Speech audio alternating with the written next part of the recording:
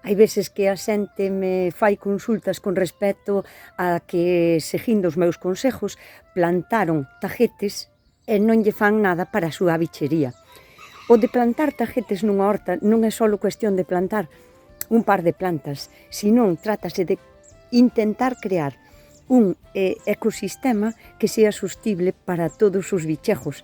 Non se trata só de plantar un par de plantiñas, tagetes, caléndulas, cosmos, margaritas, todo tipo de flores que lle fajan a vida agradable aos bichos para que veñan a combatir outros bichos de xeito natural. Non se trata só de poñer unha plantiña, trátase de inundar a horta de colorido para facerlle a vida agradable aos bichos. Non funciona só con poñer un par de tagetes no medio dunha dúcia de tomates. Hai que inundar a horta. Casi hai que poñer tantas plantas e flores como cousas para alimentarnos nós.